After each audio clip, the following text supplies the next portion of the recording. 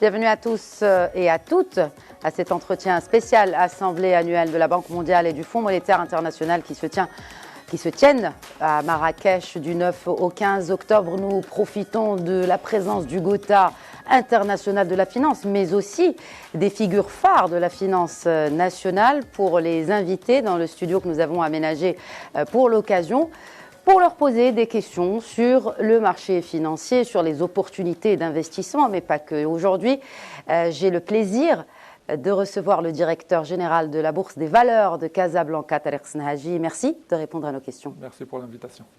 Alors, nous sommes dans un événement financier par excellence. Quelles sont vos attentes, vous, en tant que Bourse de Casablanca, en étant ici en participant et surtout en étant présent dans cette grand-messe de la finance mondiale? Alors, j'ai d'abord une anecdote très personnelle avec ces assises, puisque j'ai travaillé pour le groupe Banque mondiale à Washington de 1997 à 2000. Et donc, je connais l'importance de ces rencontres. Ce ne sont pas seulement les assises de la Banque mondiale et du FMI, mais il y a tous les pays, leur banque centrale, leur ministre des Finances qui sont là. Et donc, ça veut dire aussi que tous les financiers et tous les banquiers sont là. Donc, s'il y a une date à retenir dans le calendrier mondial de la finance à laquelle les financiers se déplacent, c'est bien celle-ci. Donc, nous avons une énorme chance et une énorme opportunité de la voir aujourd'hui à Marrakech. La deuxième chance que nous avons, c'est que lorsque vous avez un investisseur ou un financier international qui vient, qui atterrit à ce très bel aéroport de Marrakech, qui regarde la magnifique infrastructure de cette ville, qui a l'occasion d'expérimenter les ressources jeunes, pleines de talents que nous avons, je peux vous assurer que les discussions sur les potentialités de notre marché sont beaucoup plus faciles. Et donc on en profite. On en profite évidemment dans les séances officielles, mais comme vous le savez aussi, beaucoup de business est fait dans les side events, dans les one-to-one. On essaie de maximiser parce que c'est une opportunité unique pour nous. Et quelles sont justement les opportunités que vous ciblez, les investisseurs, on va dire, que vous ciblez, parce que vous représentez quand même la Bourse de Casablanca, la place financière marocaine. Absolument. Alors, nous avons un certain nombre d'acquis. Qui sont que nous sommes la deuxième place financière sur le continent. Nous sommes également à la première place, nous sommes accaparés un tiers des IPO des 2 dernières années. Donc il y a des indicateurs qui sont très bons et notre pitch avec les internationaux est très bon. Maintenant, je vous avoue aussi que charité bien ordonnée commence par soi-même. Et si nous voulons convaincre à l'étranger, nous devons être très forts et très dynamiques. Et dans ce sens, je vous ai donné la belle face de la bourse il y a à peine 2 minutes. Je vous donne une autre face. Si je vous dis qu'il y a à peine 76 entreprises marocaines qui sont cotées à la Bourse de Casablanca, j'imagine comme n'importe quel Marocain, vous me dites on peut certainement faire mieux. Et c'est notre conviction. Ce n'est pas notre conviction uniquement à nous, mais c'est la conviction de beaucoup d'intervenants ici. C'est la conviction du nouveau modèle de développement que vous savez a été présenté dans la plénière qui a été présidée par monsieur le chef du gouvernement. Et donc, voilà, notre priorité aussi, c'est de rappeler l'importance que la Bourse de Casablanca doit être une priorité nationale pour le financement de l'économie marocaine. Et cela doit être, parce que justement, j'allais venir à ce côté un peu moins optimiste et positif de la Bourse de Casablanca.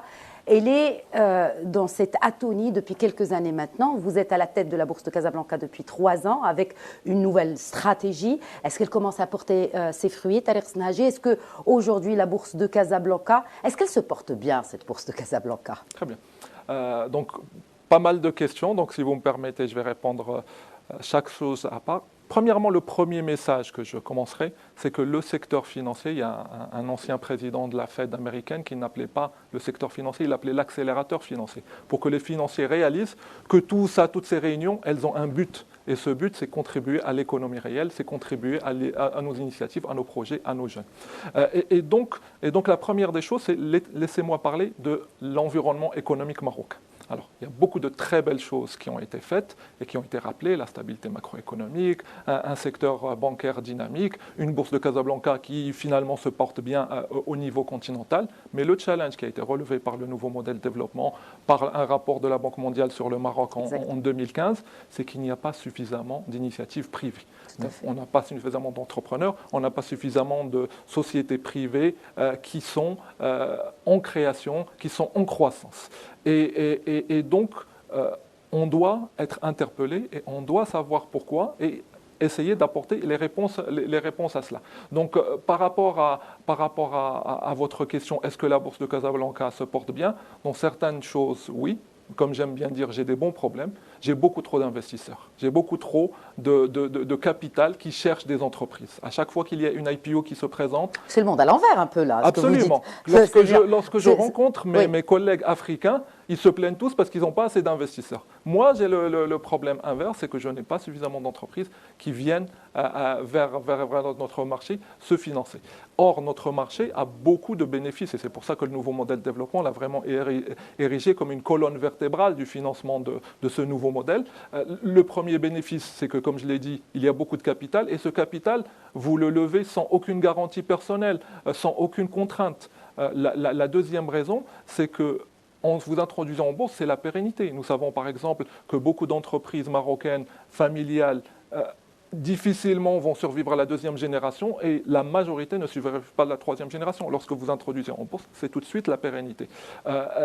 La quatrième chose, c'est que ça vous donne un joli cadre. On a récemment fêté le 80e anniversaire d'une entreprise à la bourse. Les entreprises, je voudrais quand même parler de quelque chose, c'est que les entreprises marocaines se sentent bien à la bourse de Casablanca, contrairement à ce qu'on pourrait penser. Après, il y a des freins culturels, on en parlera. Mais les sociétés se portent bien. On vient de financer un nouveau secteur à la bourse de Casablanca, dans le secteur de la santé, la meilleure opération, la plus grande opération depuis 2008, privée. Donc il y a certains indicateurs qui sont très bons, mais il y a d'autres indicateurs qui doivent nous interpeller de manière urgente, et pas seulement la bourse de Casablanca et les faiseurs financiers, mais de manière plus générale, c'est l'investissement privé. D'ailleurs, Sa Majesté le Roi l'a érigé comme priorité nationale. Comme vous le savez, la réunion de travail sur la charte d'investissement, l'objectif, c'est de passer d'une contribution d'un tiers du privé à 2 tiers du privé. Cela, selon vous, ne saura se faire sans l'implication de la place financière de la bourse de Casablanca? Absolument. Le nouveau modèle de développement est très clair, ce n'est pas moi qui le dis.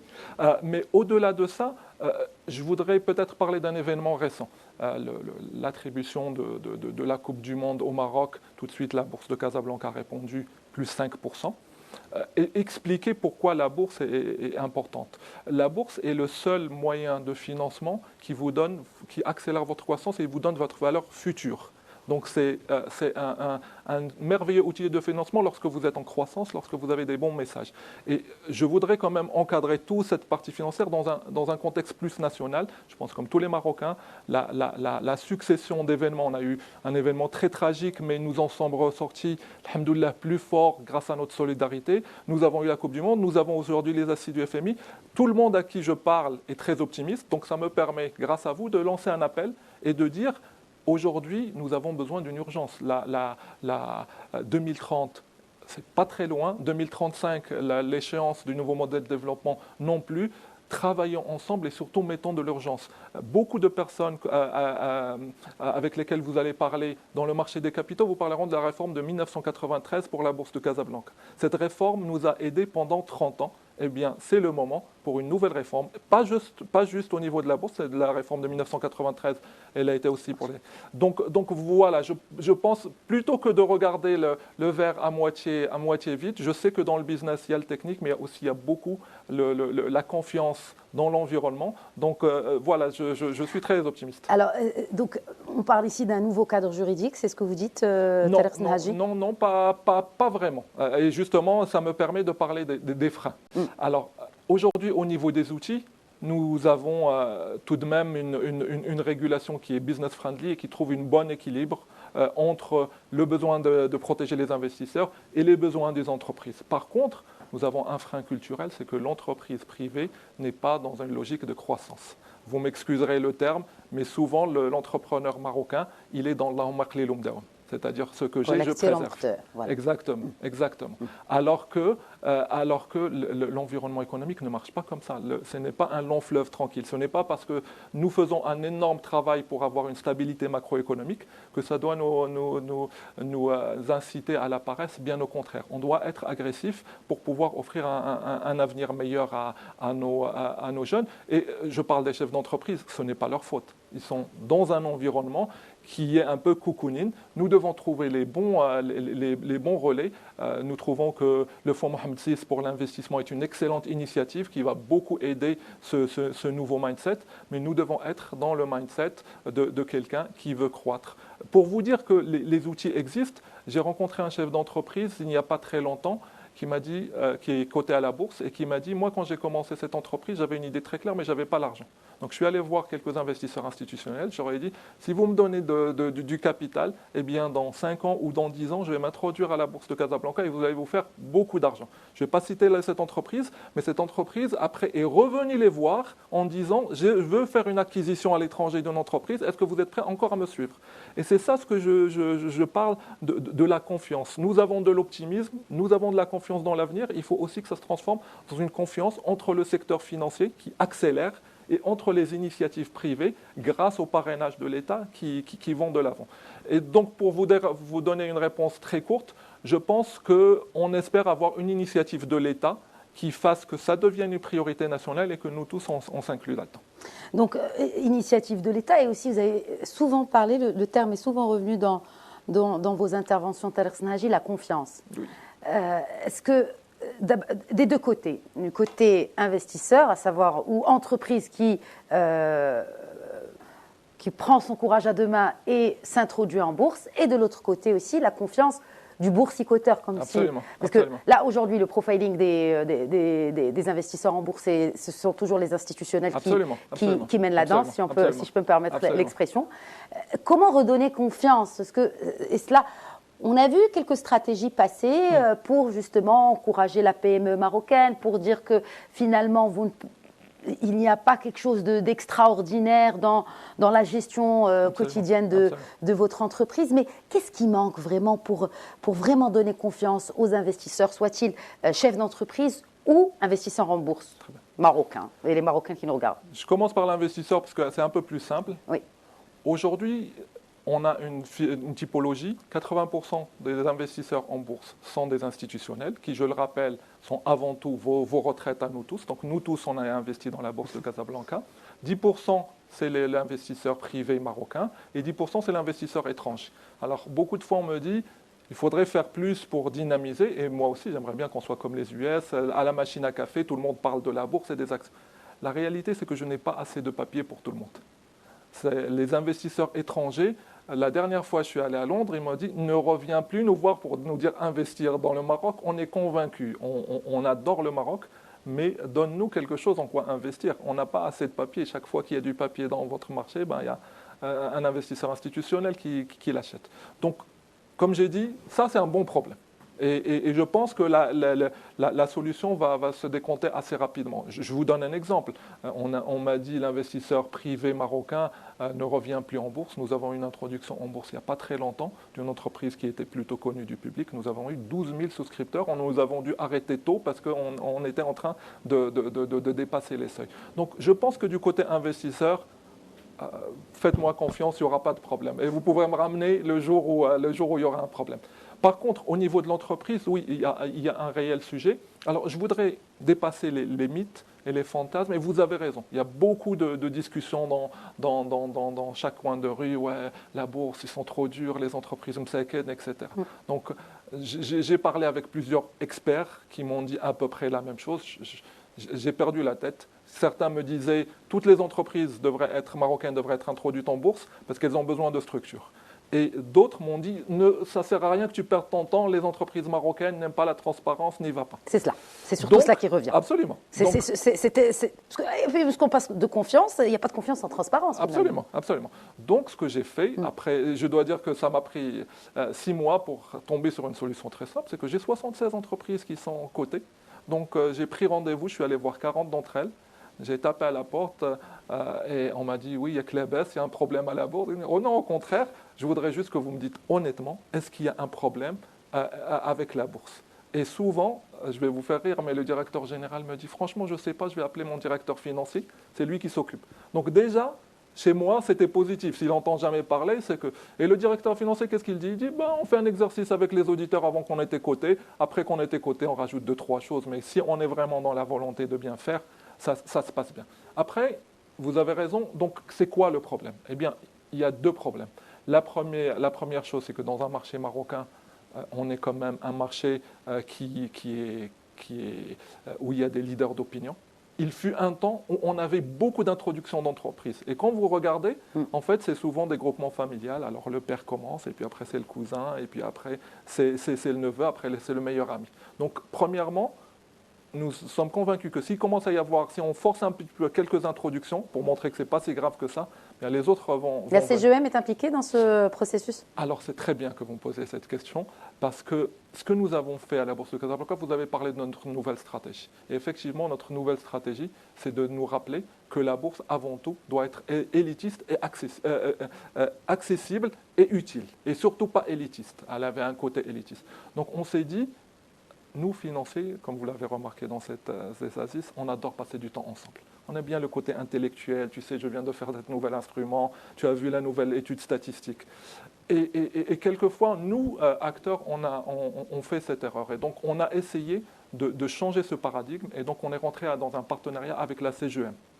Et ce partenariat, il a donné un premier résultat, c'est que nous avons créé une association des entreprises cotées. Elle n'existait même pas. Les entreprises cotées n'avaient pas de voix. Et donc, dans le collectif de tout le monde, une entreprise cotée, c'est une grande entreprise qui gagne beaucoup d'argent et elle peut tout faire. On a des entreprises qui ont 40 personnes. On a des entreprises qui ont fait des levées de 16 millions de dirhams. Donc, c'est la première des choses. Après, la deuxième des choses que nous faisons avec la CGM, nous avons également l'appui de la MMC, c'est de réfléchir comment on va aller là-dessus. Et je ne vais pas vous donner d'exclusivité parce que c'est encore un travail en si, marche. vous pouvez. Hein. Non, parce que Pourquoi pas? Le travail n'est pas encore fini. Je comprends. Mais je vous donne rendez-vous dans quelques semaines pour pouvoir annoncer quelque chose. Mais nous sommes vraiment très fiers d'avoir également un répondant de la part des entreprises parce que c'est les premiers utilisateurs de la bourse. Ce ne sont pas, contrairement aux personnes qui pensent que c'est les sociétés de bourse ou bien c'est le secteur financier, je veux vraiment faire passer ce message de manière très importante. Les premiers utilisateurs de la bourse sont les entreprises. Et un petit appel pour les entreprises qui nous écoutent et qui se posent des questions sur la bourse, n'allez pas voir des experts. Prenez votre téléphone, il y a 76 entreprises à la Bourse de Casablanca, vous en connaissez forcément une, appelez-les et dites-leur, wesh, vraiment la Bourse de Casablanca c'est un enfer ou pas.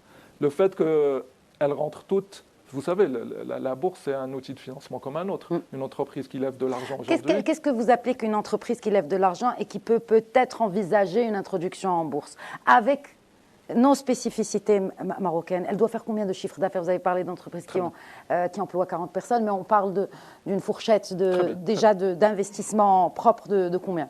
Non, c'est une excellente question. Alors, ce que nous avons fait justement pour sortir de ce côté élitiste de la bourse, c'est que nous avons travaillé avec le régulateur pour créer un nouveau compartiment qui s'appelle le compartiment alternatif et qui est réservé pour les PME. Donc, dans le marché central, vous devez avoir des chiffres très élevés, mais dans le compartiment alternatif, il n'y a qu'une seule condition, c'est que vous pouvez lever du financement à 5 millions de dirhams minimum, toute taille confondue. Donc, quelle que soit votre taille, vous pouvez venir. Maintenant, comme n'importe quelle nouveauté, comme n'importe quelle innovation, eh bien, les entreprises, elles regardent qu'est-ce qui va franchir le pas, comment ça va se passer. Et puis, il y a une deuxième chose qui est importante pour nous, c'est qu'il faut qu'il y ait une incitation à la transparence. C'est-à-dire que c'est quelque chose dont on parle. C'est là où le bas blesse. Hein.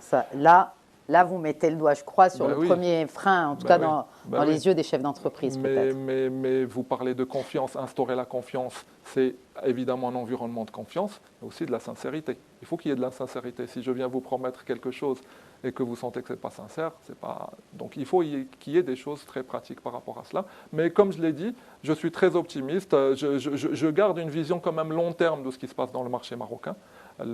Peut-être que parce que personnellement, je suis rentré au Maroc en 2010, donc j'ai observé le Maroc de dehors et puis de dedans. Franchement, quand je compare l'entreprise à l'année 2000, quand je compare le niveau de l'entreprise et de l'environnement des affaires en l'année 2010 et 2020, nous marchons dans la bonne direction. Maintenant, comme nous tous, on a envie de faire plus vite, on a envie d'accélérer, on a envie de faire plus vite. Les OPCVM, il y a eu un grand débat l'année dernière, juste avant la publication du projet de loi de finances 2023. Est-ce qu'il devrait y avoir un effort supplémentaire de l'État pour encourager ces OPCVM, ces organismes de placement collectif en valeur mobilière? Alors, j'ai parlé de la réforme de 1993. La réforme de 1993, qu'est-ce qu'elle dit? Elle dit quelque chose de très important, c'est que quand vous avez des ressources long terme, elle doit financer des choses long terme de l'autre côté. Et c'est l'un des grands acquis du Maroc. Les OPCVM, je crois que c'est 600 milliards de dirhams. Nous sommes l'une des plus belles industries et l'une des plus beaux environnements réglementaires d'Afrique. Maintenant, je suis d'accord avec le débat. Le débat est un débat qu'il faut avoir. Lorsque nous voulons augmenter de 1 tiers à 2 tiers et qu'on voit la taille, est-ce que vous pensez que cet argent va venir de votre compte en chèque, de son compte en chèque, de l'investissement privé chez les financiers dans les pays développés? C'est avant tout les investisseurs institutionnels. Et donc, il y a une vraie question à se poser. Quelle est la meilleure utilisation pour aider le Maroc? Est-ce que la meilleure utilisation, je vous donne une des recommandations du nouveau modèle de développement. Le nouveau modèle de développement dit le ratio d'endettement d'une entreprise au Maroc, c'est de 89%. C'est-à-dire que le Marocain, en particulier les entreprises marocaines, sont accros à la dette. Maintenant, si vous êtes endetté et que vous avez du mal tous les mois à finir votre mensualité, est-ce que vous pensez que ça va vous mettre dans une situation de confiance pour réfléchir, tiens, je vais aller développer mon entreprise, je vais aller exporter, je vais ouvrir de nouvelles lignes? Non. Et donc le nouveau modèle de développement est très clair, c'est que cette manne, c'est bien de financer de la dette, mais il faut financer du capital, il faut renforcer du capital. Et l'une des raisons de la mise en place du fonds Mohamed VI est cela, mais ce n'est pas suffisant, parce que le fonds Mohamed VI lui-même doit avoir 2 tiers de privé avec lui. Exact. Et donc, peut-être qu'il y a on n'a pas pensé à cet angle de oui, mais on va passer à 2 tiers du privé, on va sortir ça de notre poche, c'est peut-être quelques personnes riches qui vont.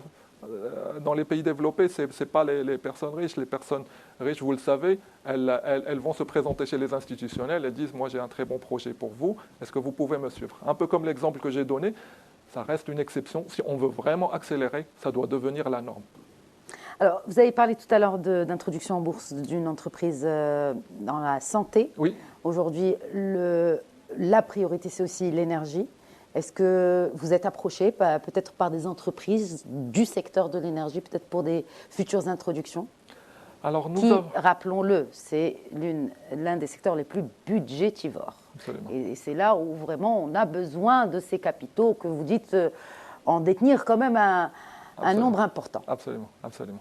Non, c'est une question qui est très intéressante. Nous avons eu des discussions très avancées avec Madame la ministre de la Transition énergétique, Madame Ben Ali, et il y a un certain nombre de choses sur lesquelles on travaille.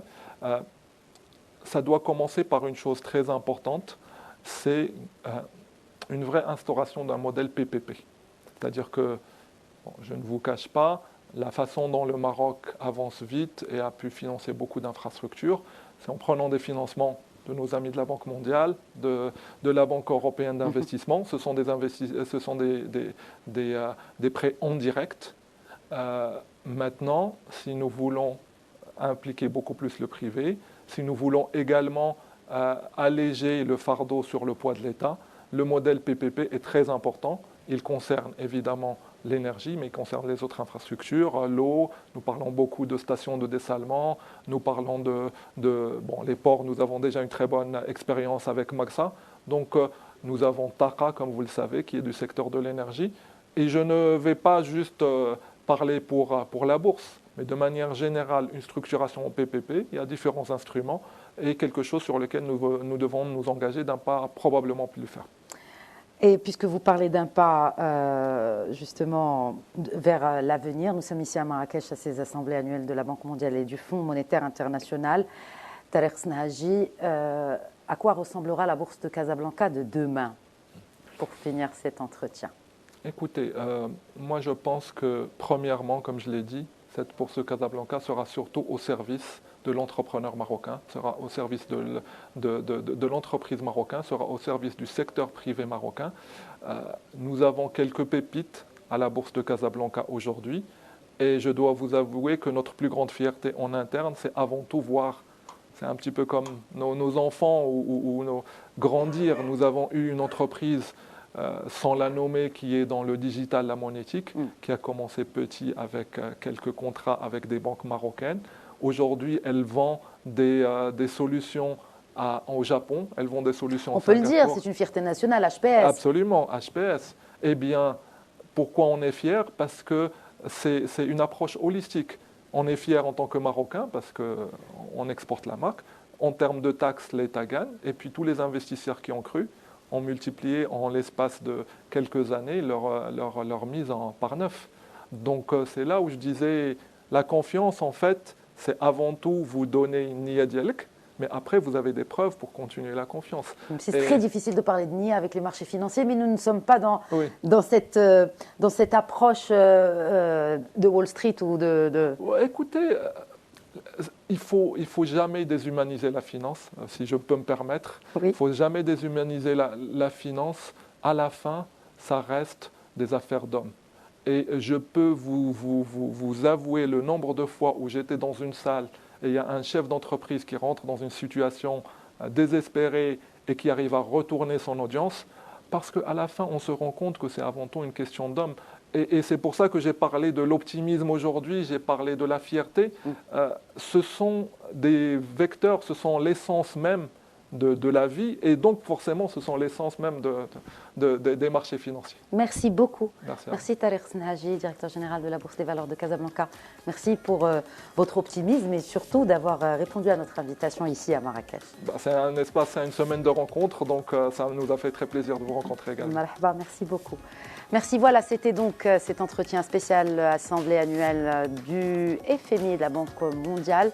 Nous continuons bien évidemment notre couverture de cet événement unique qui se tient en terre africaine, ici à Marrakech. Restez avec nous.